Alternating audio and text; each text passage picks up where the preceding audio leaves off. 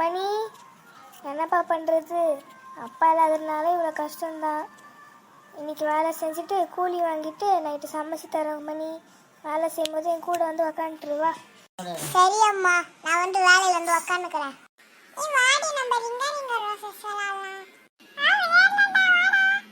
எப்பா, இதோ நான் பக்கத்தில் வேலை பார்த்துட்டு இருக்கேன்ப்பா. இவனே கொஞ்சம் விளையாட்டுக்கு சேர்த்துக்கோங்கப்பா, அப்படியே கொஞ்சம் பார்த்துக்கோங்கப்பா. சரி ஆண்டி, நாங்க பாத்துக்கறோம் aunty. Ring a ring a roses pocket full of posies அஷ்ஷா புஷ்ஷா ஆல் ஃபால் டவுன்.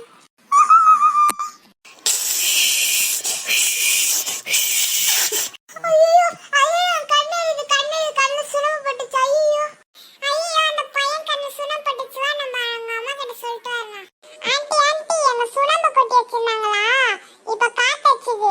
காத்தடிக்கும் போது உங்க பையன் கண்ணுல சுனம்ப பட்டுச்சு ஆண்டி. அவன் எரியுதுன்னு கத்துறாண்டி. கொஞ்சம் சீக்கிரம் வந்து பாருங்க ஆண்டி. ஐயோ என் மகனே, என்னாச்சு உனக்கு? ஐயோ, நான் என்ன செய்வேனே தெரியலையே. ஐயோ, என் கண்ணு எரியுது. ஐயோ, வலிக்குது வலியா தாங்க முடியல, ரொம்ப எரியுது. மணி மணி, அழாதப்பா அழாதப்பா, வாப்பா வைத்தியர் ஐயா கிட்ட போயிட்டு வரலாம், வாப்பா. அம்மா வலிக்குதுமா. வைத்தியரே வைத்தியரே, என் பையன் கண்ணில் சுண்ணாம்பு பட்டுச்சு வைத்தியரே. அவன் ரொம்ப துடிக்கிறான் வைத்தியரே, கொஞ்சம் பாருங்க வைத்தியரே. அம்மா ஒன்றையும் பயப்படாதீங்க, நம்ம பார்க்கலாம். பையனுக்கு நம்ம அதுக்கேற்ற மருந்து தரமா? ஐயோ, இவன் கண்ணு ரொம்ப வெந்துட்டு இருக்குதே. ஐயோ, இதுக்கு ஒரே வைத்தியம். இவன் கண்ணில் ரத்தம் விடணுமா? எப்படியாவது ஒரு கோழி வாங்கிட்டு வந்து அதை அறுத்து அந்த ரத்தத்தை இவன் கண்ணில் விடுமா? அப்போ தான் அந்த எரிச்சல்லாம் நீங்கும். ஐயோ, என் குழந்தை துடிக்குதே. நான் எங்கே போய் கோழி வாங்குவேன்? என் கையில் காசே இல்லையே. சரி, வேற வழியே இல்லை. கோழி வாங்கலாம் என்கிட்ட காசு இல்லையே. என்னோட விரலை வெட்டி என் ரத்தத்தை என் புள்ள கண்ணில் விடுறேன். அம்மா கண்ணு எரியுதுமா.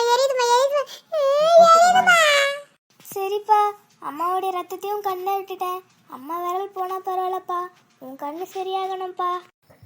அருமையானவர்களே, இந்த கதையில் பார்த்தீங்கன்னா அந்த ஏழை விதவை தாய் தன்னுடைய ஒரே மகன் அவனுடைய கண்களில் சுண்ணாம்பு பட்டதுனால அவன் துடிக்கிறது அவங்களால பார்க்க முடியல.